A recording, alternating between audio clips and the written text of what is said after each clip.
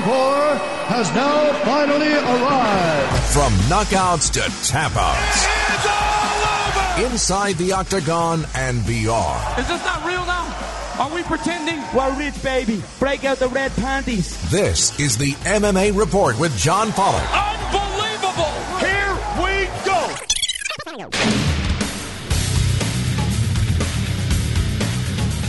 Hello and welcome to another edition of the MMA Report. I'm your host, John Pollock, and coming up over the next hour, we're going to be chatting about all of the latest news in mixed martial arts, a quiet stretch here in the sport, because this weekend, with the exception of LFA, Victory's got a card, but no UFC, no Bellator, and therefore not a whole lot of fights to talk about. That will not be the case next week with the UFC 211 card in Dallas, but always news occurring in this sport, and I will be joined by Cody Saftic from the Fight Network. We're going to go through all of it because we have fight announcements, we have fighters that are upset, lots to discuss. Not going to waste too much time. Let us get into it with the news of the week. This just in. During an explosive appearance on the MMA Hour, former UFC middleweight champion Anderson Silva had his Howard Beale Network moment, ranting on the false promises made to him by the organization, the lies from Dana White, and his displeasure with George St. Pierre being granted a middleweight title fight. Silva has one demand, and that is to fight Yoel Romero for the interim title at UFC 212 next month in Rio de Janeiro, Brazil, or else he's done. With all due respect to my recap, nothing summarizes this better than Silva's words himself. This time, I'm very disappointed. I'm so very disappointed. Wow. I'm sorry. I'm sorry for my fans, but this need to stop. The guys need to stop bullshit and sabotage for great fighters in this sport. It just don't make sense. I'm done. I'm tired. I need you talking about this because I'm tired. Well, if Silva doesn't fight at UFC 212, he says he's done with the UFC. And for Vitor Belfort, he says he's done with the UFC after UFC 212 regardless, with the promotion confirming that Belfort will fight on the Rio de Janeiro card. It's going to be Belfort's 25th fight in the UFC, with the former light heavyweight champion holding one of the most complicated legacies in the sport's history. Even calling him a former light heavyweight champion is complicated, given that his title win was a result of his glove cutting the eyelid of then-champion Randy Couture. Belfort has had 3 separate stints within the company and put together one of the most remarkable years for any fighter in 2013 by stopping Michael Bisping, Luke Rockhold, and Dan Henderson, albeit at a time when testosterone replacement therapy was allowed and Belfort was the largest benefactor of this exemption. So maybe it is apropos that his final UFC opponent will be Nate Marquardt, a fighter that in June 2011 was discovered to have high levels of testosterone in his system weeks out from a fight with Rick Story and was told by the Pennsylvania Commission to lower his levels before the fight. His levels did not get down low enough and he was forced out of the fight the day before. Anyone else miss the TRT days? How about this? Have you ever woken up one day sitting on billions of dollars and decided you want to earmark $500 million in startup costs for a new investment company? It must be awesome to wake up as Lorenzo and Frank Fertitta, who did just that over the past week with the formation of Fertitta Capital, which will be a private equity firm that will invest with companies targeting media, technology, and entertainment. Last summer, the brothers sold the majority of their shares in the UFC to WME IMG for just under $4 billion and exercising some of the greatest timing the human race has ever seen. The UFC has officially announced that the long-awaited fight between Robbie Lawler and Donald Cerrone is set for July the 8th at UFC 213 during International Fight Week. The two were originally set to fight back in November at Madison Square Garden, but Lawler was not able to fight on that date. The card has also seen the addition of a heavyweight rematch involving Alistair Overeem and Fabricio Verdum. The two first fought in May 2006, where Overeem submitted Verdum in the opening round of the Pride Heavyweight Grand Prix, and were rematched in Strikeforce in 2011, with Verdum taking the unanimous decision victory. UFC 213 will also see Anthony Pettis return to the division he was once on top of as he moves back to 155 pounds for a fight with Jim Miller. This week's episode of Tough saw Jesse Taylor out-wrestle and control Mehdi Baghdad on top for 2 rounds and cruise his way to a unanimous decision victory. Taylor has been one of the heavily focused upon fighters given the theme of redemption and Taylor's dismissal from Season 7 for partying too hard in Las Vegas, which cost him his shot on the Tough finale. It has been a clean sweep of wins for Team Dillashaw, 3 episodes deep, and next week the commanding team sends James Krause into the cage and will fight replacement Johnny Nunez, who was added after Hector Urbina could not make weight for the first fight of the season.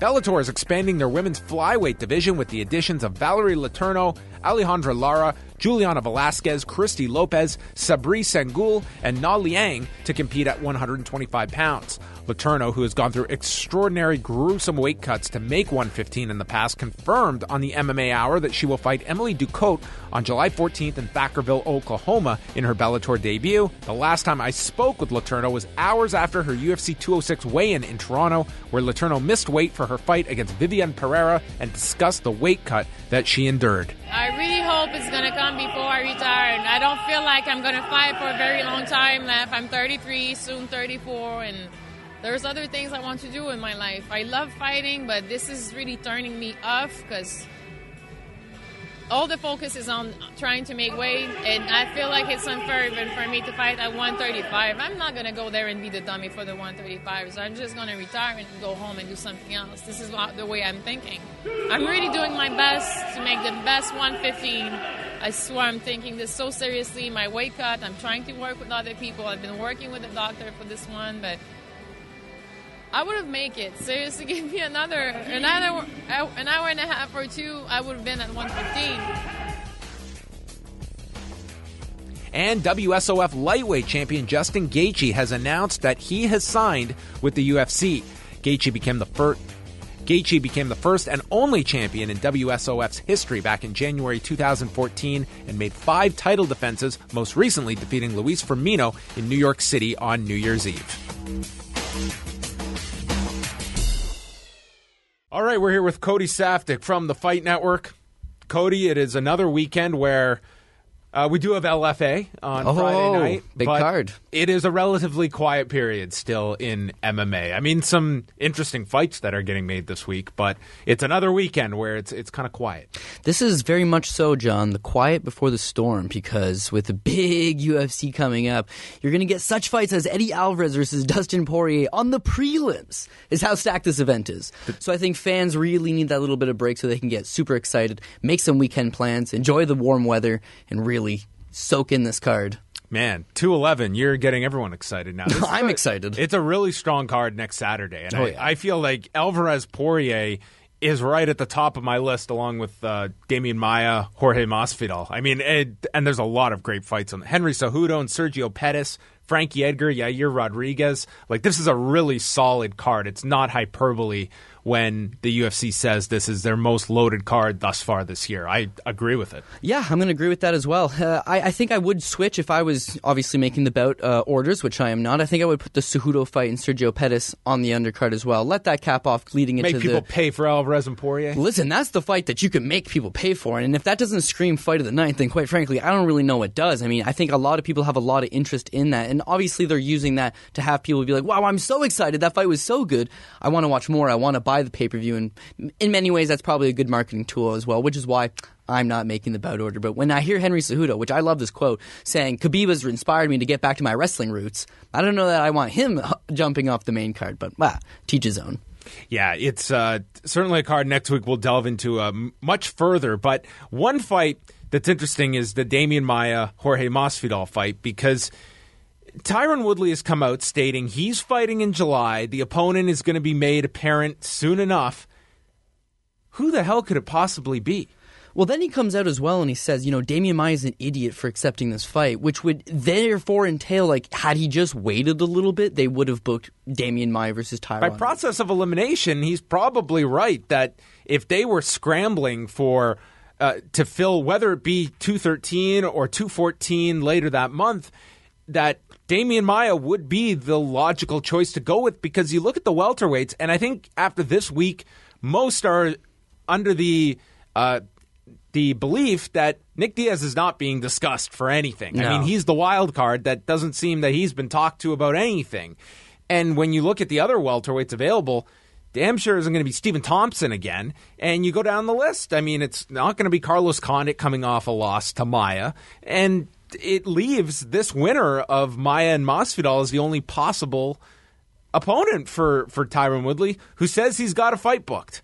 Yeah, and it has a fight book, but can't let us know any of the details. Likely because there's not details. I'm sure. Do you think it's contingent on whoever is winning this fight? But that's a tough turnaround if he's saying July. Well, see, that's the other thing, right? I mean, this is two high-level guys getting in the ring with each other. I mean, if Damian Maia comes out unscathed, then that's the guy you go with. If George Masvidal comes out unscathed, then that's the guy you go with. But I mean, when you're putting two top contenders in the ring against each other, and your hope is that one of them's going to blow through the other one, well, that's a high hope. That's a high expectation. I don't know that neither guy will be able to have that type of turnaround. He's obviously been barking up the McGregor tree, but that option's off the table. He's been barking up this, I'll go up and take a catchweight with Michael Bisping. That's off the table. If the George St. Pierre thing is with Michael Bisping, and that's completely off the table, then the only other option is Nick Diaz.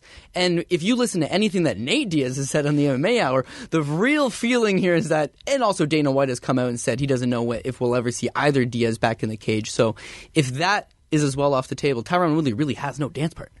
No, he doesn't at this moment. And it does make the matchmaking of Maia and Masvidal, it's a great fight. I'm looking as forward to that fight as any other next weekend.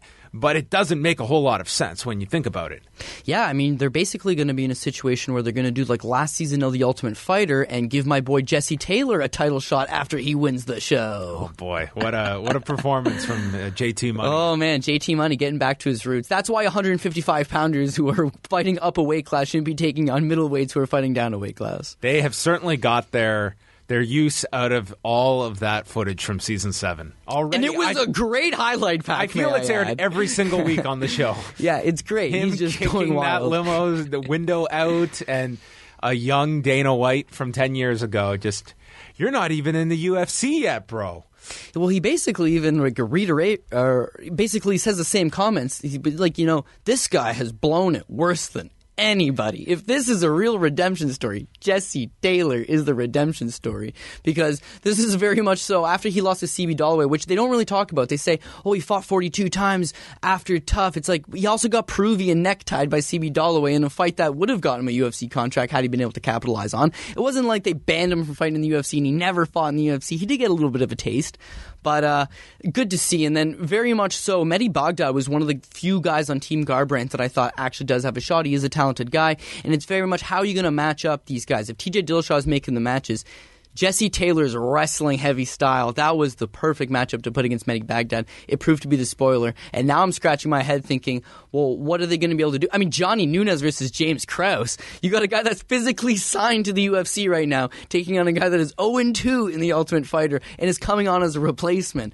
John, I mean, this might just be a blowout. And if that's the case, it's been an entertaining series for me so far, entertaining season, but nobody likes to see complete routes. How are you feeling now 3 weeks into this show and the feud between TJ Dillashaw and Cody Garbrandt? Are you at your end point with this feud, or are you still finding it engaging each week between the two? No, this week was probably the less engaging that I saw it, because I mean last week there was a bit of a blowout and Uriah Faber's getting involved, and that was fun to me. And then this week just watching them walk down to the octagon, it's like, well, I beat Dominic Cruz. It's like, well, I thought I won too. Well, Dominic Cruz smacked you around. And then Justin Buckle says, I thought you won too. I thought you won the fight too. That was awesome. That was priceless. TJ, I thought you won that fight too.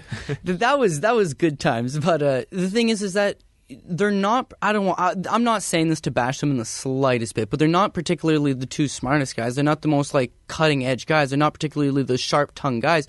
So beyond this feud that they used to train together and they're going back, it just seems like two bros who are just like, bro, I knocked you out. Bro, you didn't knock me out. Bro, I was 1-0 when I showed up at the gym and I used to beat you. Bro, no, you didn't in your head. It's like I can only take that for so long. So the fights really have to sell themselves at this point. And even though I know some people that said they didn't like that fight last night, I loved it. Those are my type of performance. Domination. Plus, I like JC Money. So yeah, Jesse Taylor, I mean, he just... It was a very strong, convincing win, both rounds. I mean, there was really no other score for those judges. But as we look at UFC 213 at the moment, we've got that championship fight. Now it's being reported that they're trying to finalize Amanda Nunes, Valentina Shevchenko. If those are your two title fights, and it's also got some big support that's been added to it this week, how is this International Fight Week card shaping up for you? Are those two title fights, are those adequate headliners for what is one of, if not the biggest, UFC cards of the year? Yeah, I think a lot of it is because if you're not going to have those two big marquee names, and I know the talks always circle back to the same thing, but we have to face it. There's not going to be any McGregor, there's not going to be Rousey. So you need to be able to go put out these title fights, put out appealing fights. But even stuff like announcing Robbie Lawler versus Donald Cerrone, make those exciting fights. Make the best fights possible. Make that intrigue. Make just a whole bunch of hype surrounding the weekend and really go at it. To many people, that will be treated like the main event for a lot of people. I don't think this is going to have anywhere kind of the expectation level business-wise to do your huge flirting with $1 million buy figure. But you put that fight on there now. You've got Alistair Overeem and Fabricio Verdum. And it was also announced this week, Anthony Pettis going back to 155, Jim which Miller. I think that was needed for much sure, for his career sure. to go back after that cut to 145 for the Holloway fight. And yeah, takes on Jim Miller. So as a package of those 5 fights together, I mean, that's on its own, if you're taking away International Fight Week, that's a really solid pay-per-view. I just think expectation is very high at a time when you don't have a plethora of these massive draws that you can just have at your disposal for your biggest card of the year. Well, the biggest thing is, and I hate the term, I really do, but it comes back to the money fight. And if fans wanted the expectation of, well, we need one money fight. Now, where the UFC kind of screwed up was that they had that press conference with Michael Bisping and George St. Pierre. And I know a lot of fans don't like that fight, but quite frankly, it is a mega fight. It is big. It is something that people were going to tune in to watch. That puts this card at $1 million buys, in my opinion. Yeah, absolutely. So now if that's getting pushed back, and it really seemingly looks like it's going to get pushed back, well, there was that expectation that they were going to put something huge on it. But I look at this weekend, or next weekend's card, sorry. You're looking at Stipe Miocic, you're looking at Junior Dos Santos. These are big. This is a big heavyweight title fight. But would that fight on its own sell something? No. Is that fight considered a money fight? No. Is that fight considered a mega fight? No. So what do? Is they absolutely load the rest of the card. Yes, there's another title fight in Joanna and Jacek, but you put your Masvidals on there. You put your Damian Maia. Frankie Edgar versus Yair Rodriguez, that's a fantastic fight, but you have to load it up. And the result is there's a lot of excitement that comes out of it. People are not saying, well, necessarily, this is one fight that I like on the card. It's you like every fight on the card, and maybe that can draw up some of the same intrigue. Does it do 1 million buys without the big fight? No, it does not. But if they're going to have... That also can't be the level... No, it can't be an expectation. The level of expectation month in, month out. We're coming off a record year of pay-per-view where that did become the expectation for a lot of these cards. That became the mark of success, and we're not in an era. It's almost a different era this year from last year when you're taking Ronda Rousey out of the equation. Conor McGregor is in his own world.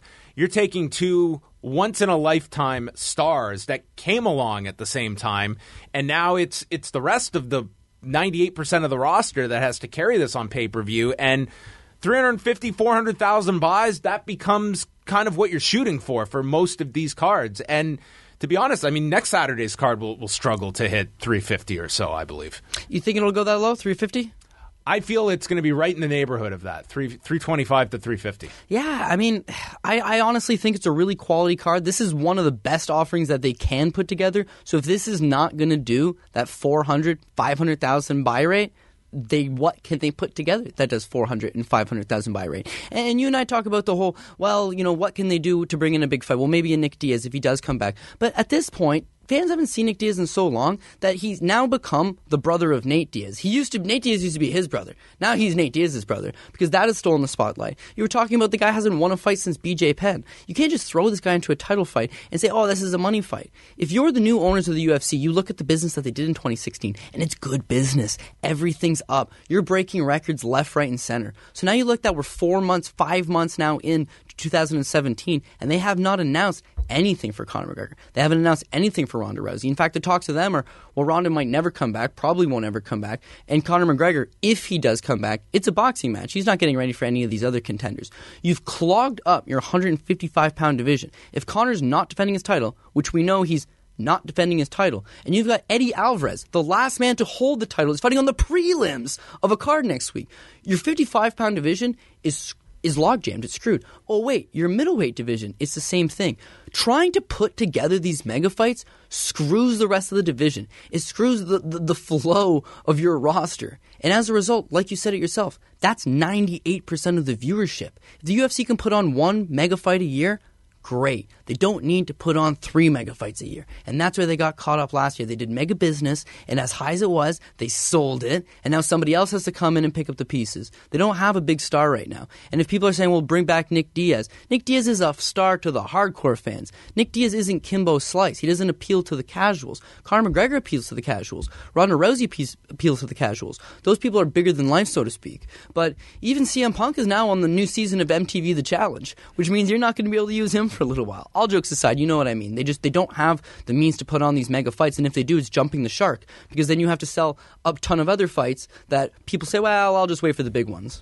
You do have those two divisions that are very much clogged at the moment, and yet it seems that, at least publicly, it's the middleweights that are being much more vocal about their disdain for this title that is on ice, with Michael Bisping and awaiting this elusive fight with George St. Pierre. Whereas at lightweight, maybe because we don't have the plethora of contenders that are ready outside of Tony Ferguson and Khabib Nurmagomedov, but you're not getting that same kind of anger or venting from a lot of the fighters in that division, although internally I'm sure that very much exists at the lightweight division. As we focus on middleweight, it was maybe surprising to some just to hear Anderson Silva on the MMA Hour this week come across so upset, and in a way I've never heard him before, where he's calling for an interim title fight with Yoel Romero or else he's done. And all of this for June the 3rd, which, look at your calendar. We're less than 4 weeks away from that show, and this guy wants a short notice fight with Yoel Romero, which I give him a ton of credit for wanting that fight, but how do you assess this situation and the idea of an interim title at middleweight where, given the way things have shaken out at 185, yeah, it calls for an interim title, but it's becoming just a mess of these divisions. Oh, it's a massive mess. And listen, I'm a massive boxing fan as well. And the issue is, the WBA might have 3 featherweight champions, right? And that's one sanctioning body. Now you're going to factor in 3 other sanctioning bodies and all their world champions, and it gets really convoluted. At that point, everything's watered down. You just don't know what's what. You're talking about, well, they've got 2 divisions that are really stuck in the mud. You've got the 155-pound division that's on hold and the 185-pound division that's on hold. But beyond that, people have pretty much given up on flyweight because there's just no contenders in it, so they've forgotten about that. Then you look at the women's 145-pound division. What's even happening there? Jermaine you don't even have a division to be on hold. It's your champion's MIA. Your champion's MIA. You have 2 people else in the division. Exactly. So you know what's going to happen, John? They're going to book Megan Anderson versus Cyborg, the logical fight to make. And you know what's going to happen? Ding, ding, ding. They're going to put an interim title on the line. Because Jermaine Durandamy, who is physically the champion, is not looking to fight again. The girl that fought her, Holly Holm, is going back to 135 pounds. You've created too many weight classes, and you've created too many interim titles. And we're talking about divisions that are stuck in the mud again. Well, let's look at 145 pounds. Because who's the champion there? Is it Conor McGregor or is it Jose Aldo? Here's my issue. I would say it's Jose Aldo. I would really tell him that. I'd say, listen, you beat Frankie Edgar, who's the next best guy. But the thing is, how crazy does it sound to say the guy that's currently the 145-pound champion, right, got knocked out in 9 seconds? That was the last against what is really the 145-pound champion, Conor McGregor. So you're not the undisputed champion. You're just an interim champion. And then what are we doing with Jose Aldo Given the right alternatives, Cody, to the other divisions, they will take it. At least the 2 people that have physical titles are scheduled to fight, barring injury. All I'm saying is that I'm a guy that follows the sport very closely. I'm sure if you're listening to this program, you follow the sport very closely. But to a lot of people who are just going to the Boston Pizza to watch the fights, it becomes confusing to them. And those people ultimately are the people that are shelling out the $50 for the pay-per-view. Imagine a new fan asking you, Cody, who are the champions in this division?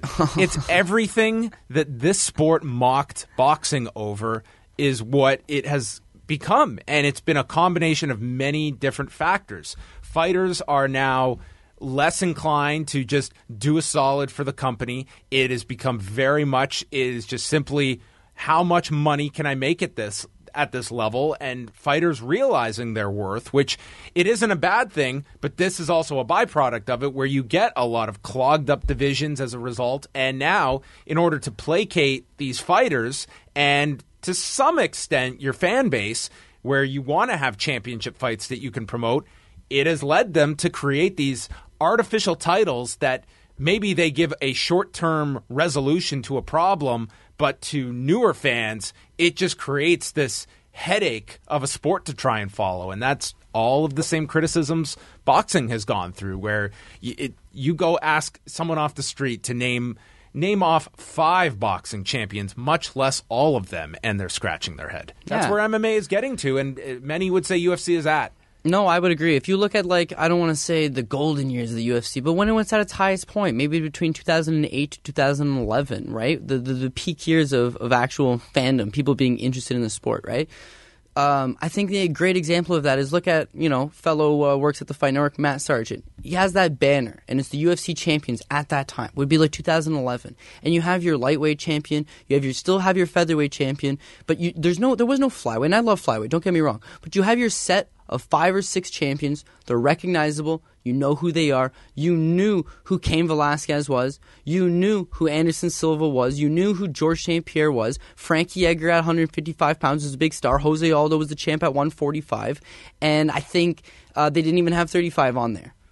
But they're familiar faces. And these banners, and I've seen them a bunch of times back in the day, they used to just hang out at the bar, right? I guess it's probably a marketing tool. The UFC would send these bars that were opting to put up the pay-per-views, and you'd see these banners. I guess he ends up getting one. So as a joke, every time a new champion becomes crowned, we print out a face of the new champion and we stick it on that banner. Now, look at that banner, John. Since then, we had to add the bantamweights, and we had to add the flyweights, and we had to add the women's strawweight and the women bantamweight, and now the women featherweight, and you have interim champions, so now you have to put another head next to the head, and you have, all these different things are going on. This banner looks crazy and disorganized. This banner, which used to have 6 heads on it, it now has 13 heads on it. It's just crazy. Everything's just moving around so fast that it's hard for a fan who just wants to watch the big fights to really get in and say, well, what is the big fight? Well, the big fight now, Cody, is only things that involve Conor McGregor, and they're only going to tune in for that, and that's going to shoot you in the foot. You've gone from where it was a mix where it's always been star-driven, but a huge tool in becoming a star was that championship. A championship used to be X amount of buys you were guaranteed on pay-per-view because the champion is fighting theoretically the next best guy or female. And today, it's much more who is fighting rather than, a UFC title fight is headlining. Now those are the championships. People, how many lightweights, if you were to ask them, Cody, what would you rather fight for, the lightweight championship of the world or a Conor McGregor fight? Oh, yeah. Come on. There's no question. If you're thinking with your head, I would much rather fight Conor McGregor than any championship. That is worth so much more to me financially. And the upside of beating a Conor McGregor, of just that exposure, you now have your finite amount of stars, and that's who the challengers go after. And there's certainly a financial incentive to create these interim titles if you're a fighter. But it's just created such a clouded system within the UFC, and that segues perfectly into our next topic about this debacle that was the rollout of the next season of The Ultimate Fighter, which a press release was issued by the UFC announcing tryouts for later this month involving the female flyweights to start a division after all this time of talking about having something in between strawweight and bantamweight, and not 24 hours later, Dana White states it was an error that this press release was sent out, and they are still finalizing things. So we may or may not have another weight class added to the UFC with 125-pound females. Yeah, and then that opens the door for you're going to have to bring in the atomweights, the 105-pound females, where you had Invicta has a fantastic atomweight division, but you're just going to bring in the more weight classes. It's more champions. It's more of what we're talking about. And I don't know if the UFC's pulling this back to be like, okay, listen, this wasn't a good idea. Or did they have tryouts and realize, ooh, you know what? The talent pool is just not there. Or did they realize, you know what? We had a scouting report that said that this was the top 16 to the top 32 best women 125-pounders. And Bellator signed up a good chunk of those. I don't know if this same study went into the 145-pound women's division, Cody. Yeah, who knows? I mean, it's just another thing for the UFC to they're just adding so much on everybody's plate. For the record, like I am in favor of this weight class because I just feel that the safety measures definitely outweigh just adding another weight division. Like, I understand it's another division that people are going to be trying to focus upon.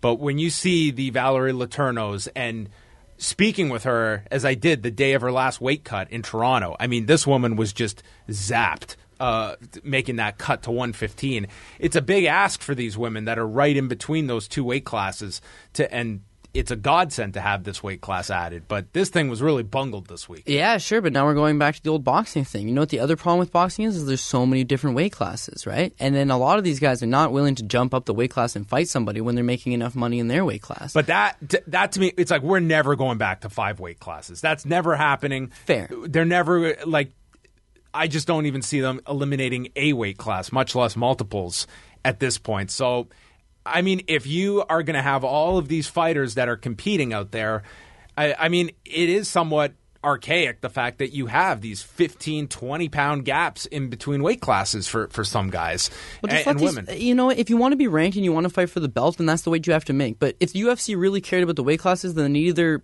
introduce more weight classes or they'd switch it to a 125, 135, 145, 155, 165, 175, 185, 195, 205. But then once again, you have so many weight classes. Do they really want to jump that? The 10-pound gap in between, that's probably the best solution for it. But whatever happened to the Rich Franklin weight class, 195? Whatever happened to just letting guys fight at what they feel good at? Look at Valerie Letourneau. She actually did fight at 125. She took on Joanne Calderwood. She did not do particularly well, and she opted to go back to 115 because she knew that she was much bigger than the strawweights, and she'd be able to use that to her advantage. Valerie Letourneau is a very talented fighter, but what's one of her best attributes? Her size. So I feel bad for her on one hand, but on the other hand, she's playing the game, and they're all playing the game. People say, well, I feel better if I don't make the weight cut. So they don't make the weight cut, and as a result, they feel like they're the smaller guy. I look at Charles Oliveira. You jump up to 155, you smoke Will Brooks, you look fantastic. When you compete at 155, you're actually pretty good.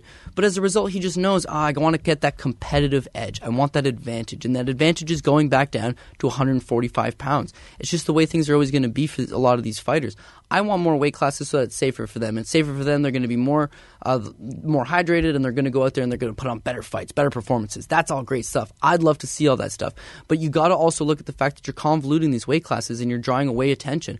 People always use this argument, and I hate this argument because I am a boxing fan, but people always say boxing's dead. And what I really take from that is people don't watch boxing. But you know what they do watch? They watch Manny Pacquiao's pay-per-view or they watch Floyd Mayweather's pay-per-view. That's about it. They're not going to go buy Miguel Cotto's pay-per-view. They're not going to get an Andre Ward pay-per-view. They might watch some free Showtime stuff. They might watch some free HBO stuff, but they're not buying the pay-per-views. And the UFC's a pay-per-view product. They sell pay-per-views. Boxing's, it's going to only sell the one big pay-per-view a year. It's that Mayweather fight and that Pacquiao fight. And now that Mayweather's retired, supposedly, and Pacquiao's kind of lost some of that luster after the last Marquez fight, and he's also getting older, then no one's buying pay-per-views. Now the talk is, well, boxing's dead. But the UFC is doing the same thing. They're in a situation now where people don't want to buy the other pay-per-views. They want to buy the Floyd Mayweather, the Manny Pacquiao pay-per-view. You know what that is in MMA terms is I want to buy the Ronda Rousey or the Conor McGregor pay-per-view. I'm not going to shell out my money for the other ones. I'll watch the free TV stuff if it's on late night when I'm flipping through the channels, but I'm not going to sit around with my buddies and get everybody together and watch these fights because we don't really know anybody and we don't know who this interim title fight guy is. And Max Holloway's won 10 in a row. The guy is fantastic, but people don't know who he is, and they're not willing to spend money on a card headlined by Max Holloway the way that the rest of us are. That's just the dynamic of it. That's why those pay-per-views aren't going to sell any money. But it's getting back to boxing's dead because they're only buying one pay-per-view a year. Well, MMA is the same thing. You put on these big fights, people aren't interested in the rest of the roster. They're interested in just the biggest fight possible. And in many ways, and it scares me because it's like the apocalypse happening, is that you're jumping the shark by having the last of the boxing stars to fight the last of the MMA stars. And MMA is still a new sport. He's not the last of the stars. There will be more. There'll never be another Conor McGregor, but there will be more stars. But to take our biggest star currently against their biggest star currently and to pair them off, you jump the shark. And where do you go after that? There's nothing you can go after that unless you have him fight a horse on a boat in the middle of the Atlantic. Like, it just makes no sense. What do you do beyond that? Also, don't fight a horse. That's a bad idea. Yeah, or in the Atlantic. I mean, that's just dangerous. Final thing, love it or hate it, Cody. Anderson Silva getting an interim title fight. Him versus Yoel Romero, he's fired up. He's obviously training. He wants it in like you said, 4 weeks away? Love it. In. To be honest, I mean, I don't like the interim title fight, but I like the fight. I know he wants to fight in Rio, but to me, I would campaign to put that on your International Fight Week card. I'd like it in Give Rio. both the time to actually prepare for this. No, because he's been prepared. No, because the fact is he's asking for the quick turnaround. Listen, it's 185 pounds. And Anderson Silva's a big guy. If you see him fight, he fights at as high as 205 pounds and does not look out of the weight class by no means. So he's been training. He's ready to go. You bring Yoel Romero out on a lackluster training camp. He hasn't been training particularly well. He doesn't have a fight lined up. You bring him out. Now you bring him all the way to Rio. So now you're counting two things against him. You put it in an interim title fight, presumably the night's main event, it's 5 rounds. If we've seen any way to beat Yoel Romero, is he will fade. He can't particularly go 5 on a short camp in somebody else's backyard. If you're Anderson Silva, that's the perfect storm to win an interim title, John, which in 2017, Anderson Silva as the interim middleweight champion sounds crazy. But you got to look at the fact that he's also looked pretty good against Michael Bisping. I think it's great if they can put this together. I just look at the fact that Silva-Romero, to me, blows away Shevchenko and Nunez for that second title fight. And, I mean, had timing been better, Nunez fighting in Brazil probably would have been more advantageous for her to fight June 4th. Yeah, but I would agree with that. Nonetheless, that's what Anderson Silva wants. Love or hate, Chris Cyborg versus Megan Anderson in July. Yeah, I love it. With or without an interim title, you love it? Yeah, the fact is it's weird to have undoubtedly the number 1 featherweight in the world take a fight that isn't for the title. I mean, that just seems crazy to me, but I never thought they should have had a featherweight title that didn't involve Cyborg in the first place. You created the weight class for her. Let's be real. It's for her. You didn't need to crown some other champion to have Cyborg come in and win the champ. She's the uncrowned champ. And Megan Anderson, the Invicta champ, she's fantastic as well. One of the best fighters in the world. Take away that loss of Cindy Dandois out of the mix. Megan Anderson is very good. James Krause trained, and I like the fight very much. Now, they're not just sticking her in there like some lamb to the slaughter like so many other Cyborg opponents. Megan Anderson's been campaigning for this fight. She wants this fight. Put this fight together. It's the best fight that could be made, and I do love it. Then we have Bellator launching their flyweight division with a number of signings this past week. Love or hate? Yeah, love it. I'm going to be honest with you. Bellator's really been building that women's division. You see girls like Ilya McFarlane and even Emily Ducote and even girls like Rebecca Ruth, okay? No one's heard of Rebecca Ruth. You take this girl, you put her on a main card. She goes out there against Ellen Bruna. She has a fun fight. It's a good fight. Now all of a sudden you're building up some intrigue. You're building up some division. Am I a Bellator mark? Absolutely. Do I expect most people are looking at this and saying like, whoa, Rebecca Ruth's back in the main card? Probably not, John. But what they're doing is they're signing up a lot of good girls. And there's some... And have a direction now. Like they are... It seems that you've had all of these almost like fights that have had no real attachment. Now we have a division we're building to a championship, and it was almost like they had 1 foot in, 1 foot out on whether they were going to move forward with this. I know, and I know it sounds crazy, but you got to look at the fact that Scott Coker has built up successful women divisions in the past, and even the girl like Anastasia Yankova. Can Anastasia Yankova fight? You know, she should be on a Bellator main card. I'm going to have to say no. Does she have a lot to work on? Absolutely. Is she a fantastic and gorgeous girl? Yes. But people are talking about her. I see Twitter, and whether they're slamming her and being like, wow, she shouldn't be on the card, or oh, I can't believe Bellator, or oh, she's such a gorgeous girl. They're bringing up the talks. They're bringing up some good points, and I don't know, they're getting the discussion involved. But you can't just sell something based on a pretty girl. You actually have to have the depth. And what they're doing is they're going and they're signing the best girls possible. Bringing in Valerie Letourneau, who would be one of the top-ranked 125-pounders, because let's be honest, that should be her weight class, absolutely. But bringing in some of these girls is allowing some of these Invicta champs as well to say, you know what?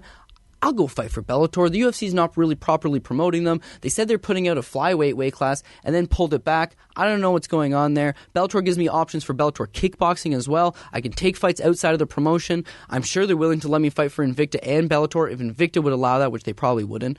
But you know what I mean? There's more options. And I think for more options for people who are supported in a president like Scott Coker, it makes sense. So I do love them bringing in the 125ers. And conversely, the UFC adding a women's flyweight division. I sense you're not necessarily loving this. No, and I said I loved the last three things. So, I mean, at some point I have to... You got to hate something. Yeah. You know, the world is not just a peachy and rosy place, John Pollock. No, I hate it. They have too many weight classes, and they're not Bellator, where Bellator's having certain events, not as many events, obviously, not as frequently, and they can go out and they can make storylines. The UFC is the meat grinder. There's so many events that storylines just get passed by the wayside. People don't even know. There's 14 fights coming up on UFC 211. That's the most from in recent memory. I can't remember the last time a UFC event has featured 14 fights. At some point, you're just not going to know who these people are. Bellator prelims are designed to few prospects who are building their way up, but it's designed to just watch the 4-fight main card. We're going to build our 4 stars on the main card, and then move on. And in many ways, much easier, digestible cards, and also cards that, to me, it's a better model for growing your fan base with less of a commitment to follow all of these fighters. And with the UFC, it'll be very interesting, this next TV deal, of what the structure of the UFC looks like. And if an ESPN is going to bid on it, if they're going to have room for all of these fight cards, if they state, hey, 7 hours of programming is not in our wheelhouse. We will present 8 fight cards, and instead of these 12, 13, 14 fights in one night. How much of your hardcore audience are you whittling down that are watching from start to finish? Yeah, well, I that's what I started to really recognize as I started to get older, really, is that not everybody watches the entire card. Back in the day, a lot of my friends, we'd watch the entire card, but now people are starting to get to the point where it's like, the good fights start at 8, the good fights start at 9, because they don't really know all these people that are getting signed. There's so many. You look at UFC 211 and you see so many new faces. It's a lot of debuting fighters. It's not like back in the day where the prelims had Kurt Pellegrino on it, and you really wanted to watch Kurt Pellegrino. And for a lot of them, Cody, during that growth phase, you couldn't see the prelims. I mean, it was years before. Yeah, we had to watch Facebook to watch the prelims. Previous to that, untelevised. You just had Spike didn't get into it until later, and then there was a time you had to buy the DVD to get the undercard fights, and it was a much more manageable structure, I feel, for just attracting your casual audience that maybe wants to come over, and you can still get that. I mean, you're not forced to. It's either you watch everything or nothing. You can still pick and choose. But I think there's just more of a barrier for entry to create fans that I think you want to be able to be exposed, that when you announce fights, you know who these people are. Yeah, well, absolutely. And, it comes back to just having people excited. And back in the day, there was that excitement feeling. It was like Christmas morning. You know what the little golden nugget that I used to love is that the pay-per-view ends, and they gave you one of those prelims that you didn't get to see. And you're like, oh, guys, we got a prelim coming up here. John Fitch headlining UFC 100. Yeah, the dark match. What was that? And I probably just can't pronounce his name, but it's Jonathan Goulet versus Hironaka, I think. Anyways, fight of the night. His head split like an axe. Great fight. Fight of the night. Untelevised. You never see it, right? You'd read about it on Sherdog the next day that it was the fight of the night. But how are you going to watch it? You can't watch it. You have to wait until some shady means of watching it in poor quality. That's why Fight Pass, it changed things. It made it so much easier. But once again, how many people go on Fight Pass and rewatch those old fights? When you give someone too much of a good thing, then they get tired of it. And I'm not saying there's too much UFC, because there's not too much. Wow, there can never be too much UFC. There can never be too much MMA if you're a fan. But once again, you're now at the point now where if you watch Bellator and you watch whatever World Series of Fighting rebrands themselves, and you watch the LFA cards, and you watch all of these promotions, whether it be KSW, NM1, N1 Championship, you watch all that stuff. Well, then that's the equivalent. Let's say you're a football fan or a baseball fan. At some point, you're watching like AAA baseball, man. You're watching like Grapefruit League. You're watching the CFL and the NFL and college ball. So take a step back and be like, wow, I'm consuming all these different things. Do you want to consume all that, or do you want to consume one specific product? Or do you want to consume one specific game, so to speak? A lot of people only watch the Super Bowl. A lot of people are fans of football in general. The UFC's got to figure out, do they still want to be a contender in that niche market? They want to be the best in that niche market, or they're trying to take it so mainstream that they've taken themselves out of the niche market and they're allowing other people like Bellator to corner that niche market again, of having those fun and exciting fights. I'm not going to say a freak show fight, but very much so. That's kind of what people want to see. And it takes me back to that stupid thing I said earlier about fighting a horse on a boat in the middle of the Atlantic. People want to see those crazy fights. They want to see something that's big. They want to see something that they haven't seen before. And Bellator putting on ridiculous stuff like Matt Hughes versus Hoist Gracie 2 is that. So They've got a good foothold in the market, and the UFC is struggling to figure out what their identity is right now. 2016 to 2017, John, has been a very noticeable change. At least for me as a fan, someone who watches this product very closely, it is a noticeably different company from 1 year ago. Let's do some rapid-fire questions here from Twitter. With the hold-up in the UFC middleweight division, do you see middleweight contenders moving up to fill the barren light heavyweight division? Do you see any movement? Yeah, well, we talk about Chris Weidman going up all the time, but we said last week, Gegard Mousasi, I think, fits in 205 fantastically. And you look at Barron, it was Barron to begin with. You take Anthony Johnson, who just retired, Daniel Cormier, who's got likely one fight left in him, and if it's against John Jones and he's gone, and John Jones, what's going on with him?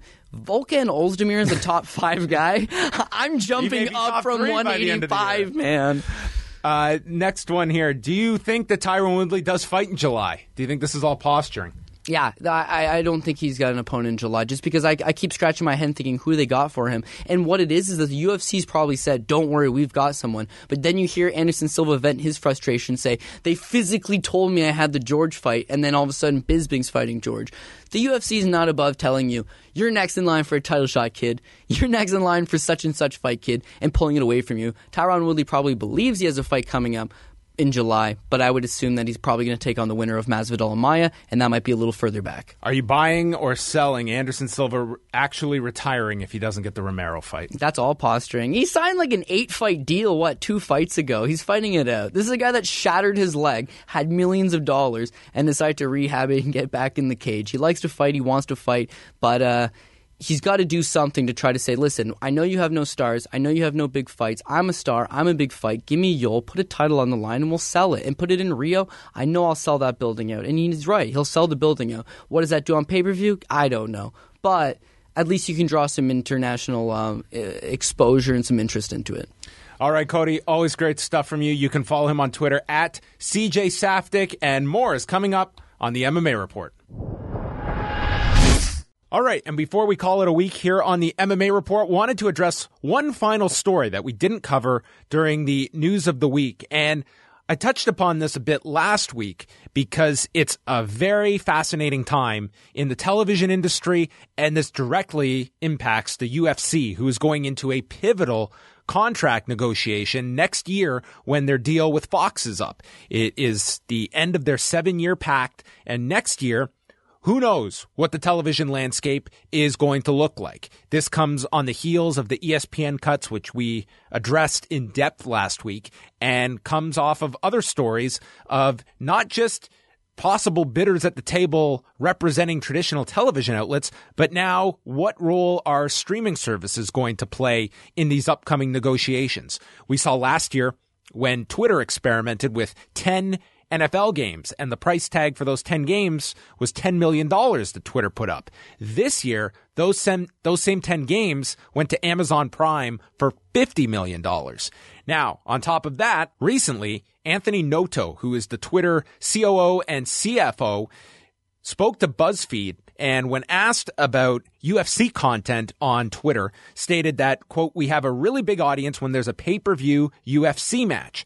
Should we provide that content to the audience on Twitter that's not watching it, but might like to after seeing tweets about it? That's something we consider." Now, that's not to say that they are absolutely going to open up the purse strings and go after the UFC's digital rights, but it is an interesting factor to consider in 2018.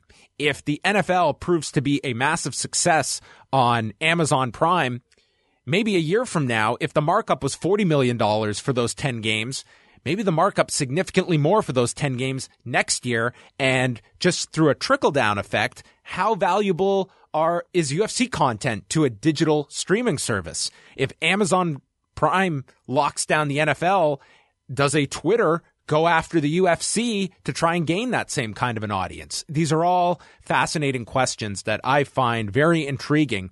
And earlier this week, many of you may listen to a number of our wrestling shows at Live Audio Wrestling. One of them is Review Away. And this week we had former WWE writer David Lagana on the show. And I wanted to just play a snippet of that at the end, not about pro wrestling, but about this story in particular, because Dave follows this industry and these trends as closely as anybody, and looking at what is going to be the next technology to emerge? What is going to be the trends that we're looking at and trying to get a grasp today of what's going to be influential tomorrow? So I posed this theory to David Lagana about the UFC and Twitter and where this could grow with both sides. I've not been very shy about stating what I believe is going to happen with the TV rights fees. Dish Network released, I think it's either 140,000 or 170,000 subscribers lost in the first quarter this year. They were anticipating 70,000. Yeah. And the year before quarter was 25,000. There's a shift going in programming. Rights fees, as people cut cable and as ESPN just cut 100 employees, as people shift off of the $100 cable package and go down to a skinny bundle of $35, things are going to rapidly change. And what will really sort of change with it is where the advertising dollar goes. Like I just saw Verizon just paid $22 million for a Jaguars football game, which I think they overpaid. One of the London games for the streaming rights of one of the London games next year. Amazon last year, Twitter paid $10 million for 10 games. Amazon stepped in this year and paid $50 million for the same package. I think Twitter's late to the game. Because I read that same article and it was like, well, we've just realized that during live events like UFC, there's a large generation of people on there. We should service the content. John, you and I have known each other probably since 2009. I think people have been on Twitter watching things together since then. So he's about 9 years too late to party on this. I think Twitter's too late. I really, really, really do. I love it. You know, it's where I have my quote unquote biggest following. And I think Twitter, I think anyone who's just holding on to just Twitter it won't be MySpace. I think I think it is functionally decent enough for what it does well. I'm concerned that, you know, it never pivoted strong enough and it may be too late. Now do you remember when MySpace picked up a whole bunch of Fox television shows and they thought that was going to keep people on the platform? Right. Yeah. So I think it could be the same thing. Now they just announced a bunch of content that they just spent a lot of money on. And then when you just get in the show game, it's hit or miss. You know what I mean? It's just down to the content if people will watch it and where. Because there's a lot of people producing a lot of content for a lot of places. And, you know, it's generating an audience. And then that's ultimately, you asked what I'm doing. I'm exploring and figuring out where people want to watch content and how they want to consume it. And by the way, I don't have the answers and nobody does. And nobody's going to figure it out. It's just the market will tell you where it is. Like I'm a big supporter of YouTube because it's got a 10-year sort of history behind it, and they have the data that they have everything. So literally, it's easy to get addicted and sucked into YouTube. So yeah, I think everything's a year from now. It's going to be even far changed than it is now. And you know, I think Twitter has a real pivot. I think Facebook today could become your cable company because every brand in the world is on there, and you could watch television on Facebook for the rest of your life, and it's a single distribution chain. I think once Facebook gets in the original programming, if they can figure out how to House of Cards their programming strategy whenever they want to, they can win. Netflix, I think, has to get in the live game. I think Amazon's proving that they can with this NFL package. But a major sport, here's the thing, though. Like Major League Baseball has been on a streaming service, but you have to pay for it. The next leap will be when these things hit for free on these services. And, you know, will the economics balance it? Because, like, I don't know if you noticed, a lot of those local TV stations that play regional sports aren't doing well because you're broadcasting to a small audience. In Houston, you're only broadcasting to there when there's a whole world who may be Astros fans. I don't know who those people are, but there may be there. I think, I don't know anybody who's an Astros fan. But that's the point is this content, and you have to have eyeballs for it. And I think there's too much NBA. I think there's too much hockey. I think people only care about stuff that matters. And it's the same thing with WWE. I think you hit that third hour of Raw and there's the third cruiserweight match and you're just like, wait, am I supposed to watch the cruiserweight show tomorrow? What matters? So, rant over. All right, that was David Lagana. You can follow him at Lagana, Lagana, on Twitter. Appropriate for that story. That's going to wrap up the show, but I want to thank both David Lagana and Cody Saftic from the Fight Network for joining me. Next week, we're going to have plenty more fights to chat about because it is a UFC pay-per-view week. And I've got to say, with this lull, I'm looking forward to a big UFC card. It's some fantastic fights on next Saturday's card. Stipe Miocic defending the heavyweight title against Junior Dos Santos, a rematch of an excellent 2014 fight, and Joanna Jędrzejczyk taking on Jessica Andrade. All of that coming your way next week. I want to thank you all for joining me. You can follow me at I am John Pollock on Twitter. Subscribe to the MMA Report with John Pollock on iTunes. And of course, you can check it out each and every Thursday at FightNetwork.com, LiveAudioWrestling.com, and YouTube.com/Fight Network. That is it for me. Have a wonderful week.